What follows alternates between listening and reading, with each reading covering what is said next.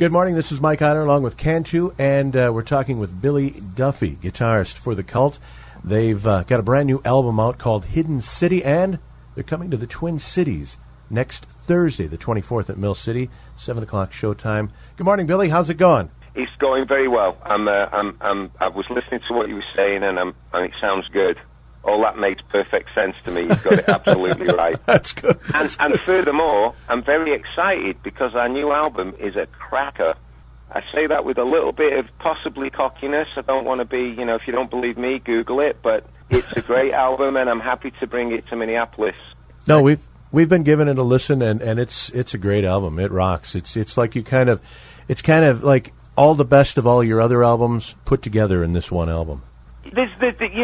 It's been definitely observed by others that there's sort of elements of all the cult stuff that you might have heard over the last 30-odd years if you were a fan, but not gratuitously sort of there. It's just the thing with this album was we really took our time writing the songs, allowed to terminate very slowly. So as a result, each song is trying to become its own individual little thing. Could making it better and working on it, not being forced, which sometimes happens when you're on and you rush things. And on this one, we didn't, and that's and I think the end result is that all those little facets of stuff that's made the Cult interesting to certain people over the years are in there. Yeah, definitely. You guys have been together for quite a while, so of course, as you guys have matured and your music writing has gotten better and better over the years, you know that it's going to be a really good album. Sounds you can't really take good. that for granted, because the idea that people get better at what they do the longer they do it, because otherwise Paul McCartney would still be writing Long and Winding Road, you know what I mean? It's that's true. People have a golden window of like what they've got to say, and if you're really blessed or lucky or talented, you manage to kind of keep an interesting career with some ups and downs, and you explore things. And I think that, but it is, people think, the more you do it, you're going to get better. Well, not necessarily, because sometimes you write all your best stuff when you're young, and then you're like, now what? You know what I mean? It's like there's loads of bands who've like written some really terrible stuff later. So to me, it's more of a challenge. When you're young, this music just floods out of you, and all you're doing is living the life of, all those movies that have been made about rock bands that are all hilarious if you've ever done it. Like the new one, Vinyl's very funny to me because of all the bands and all the music that I loved and the people it's portraying. It's hilarious because I get a stomachache because it's a movie about what I do for a living, and it's kind of funny. It's just funny to watch movies about music. It's kind of funny when you've lived it. Yeah, I suppose.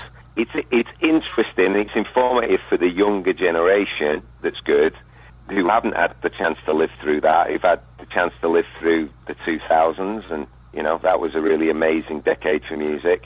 No, actually it wasn't, was it? No. It was terrible. No. No. Right. The 90s. Well, apart from grunge... no grunge. That kind of sucked too, right? Yeah. Otherwise, if you think about it, there's been a lot of terrible music made in the last few years. There's been some amazing music. Yeah. And nowadays...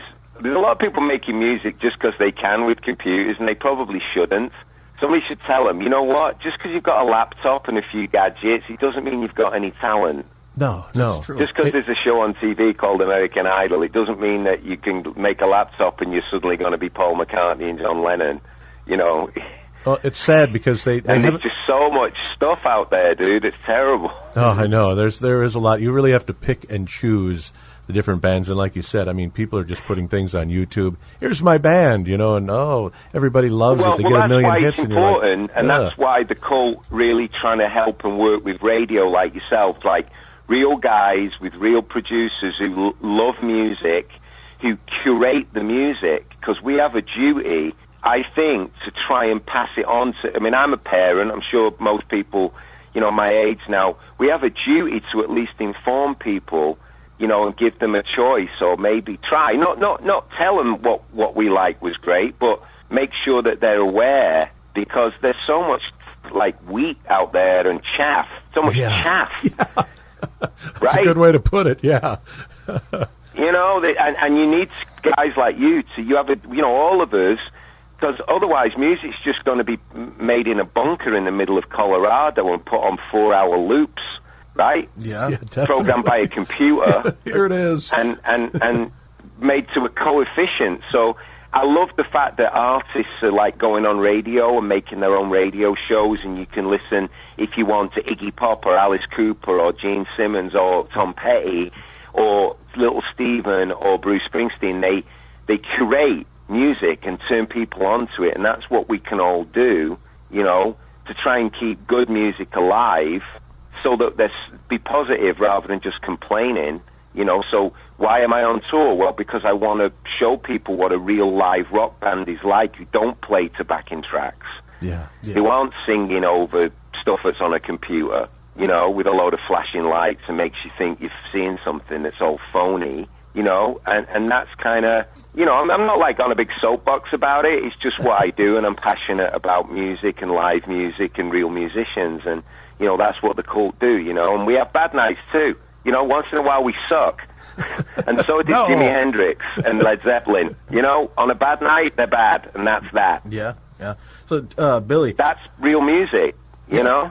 Well, because you're human, you make mistakes. You're bound to miss a fret or a note or a string or something, or mispick or something along those lines. Or have a bad day, or your parents just died of cancer, or the dog ate your homework, or but that's the organic beauty of why music and why we're still listening to songs that were made 40 and 50 years ago. And people still want to hear songs me and Ian wrote 35 years ago. Yeah. You know what I mean? Definitely. I'm honored that people still value what we did, you know, and I think there's an honesty and an integrity to the Cult. Whether you like the Cult or not, we're real, and we do it for real, and we make mistakes, and we reach for new sounds, and we try and take rock and roll forwards, not backwards, so we're like some parody wearing a wig and like, hey dude, it's fun, you know, Eddie Van Halen, funny, you know. No, not funny, actually. Jimi Hendrix, very not funny, very great. Yes, you know, important. So that's my little speech over. I probably had too much caffeine. Well, at least you're wide awake. That's good. That's good. You're full of energy this morning. We're on the same level. So, Billy, we were just talking about, you know, there's a bunch of crap that came out, you know, throughout the grunge era. It was not one of my favorite eras. And, like, even today, like you said, you can get on a computer, get Pro Tools, and get a backing track of a drum set and a bass line and throw a couple, you know, 3 chords in there and call it a song and auto-tune your voice.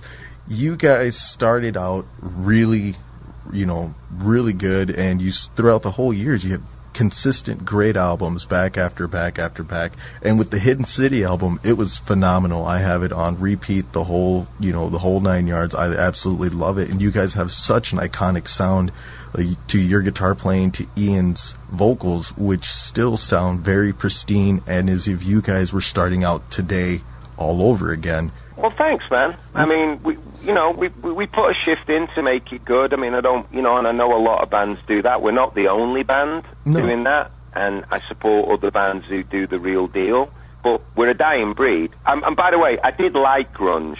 By the way, I think we had a lot to do with, I know we had a lot to do with grunge. Yeah. Because all the grunge bands love the Cult. Oh, yeah. Phil Jam's movie starts with them trying to get into a Cult gig in Seattle. But, no, it does, when they were called Mother Love Bone. I mean, if you listen to early Soundgarden, before they'd made an album, they did their Live Love EP. Mm-hmm. Kind of sounds like early Cult, and that's a great compliment, because I think Soundgarden are an amazing band. Oh, yeah. You know what I mean? But there's some great bands, Alice in Chains, really unique, original music to be cherished.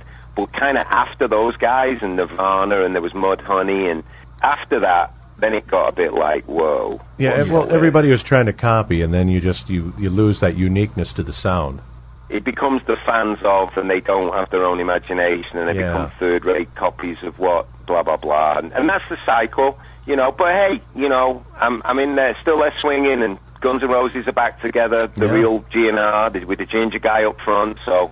I hope that's good for rock, because I'm praying they don't suck. I don't think they will, because I know those guys, and you know, we've been friends since the mid-'80s. Yeah, they used to open for you guys. Yeah, they did on one tour. We actually asked them to open for us, and Ian spotted them and said, there's this amazing band out of LA called Guns N' Roses, and they really were amazing. Even anybody that saw them in '87, which obviously they opened for us, so I did many times, they were the real deal. You know, before they got a little bit overblown and it was Use Your Illusions and, 10 keyboard players and the whole Well, you show. get swept up in the whole thing, I suppose, so...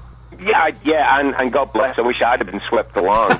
I was looking. I would have loved to have been swept along in that, but it looked like it was a lot of fun, all the private jets and all, but and the backstage jacuzzi parties.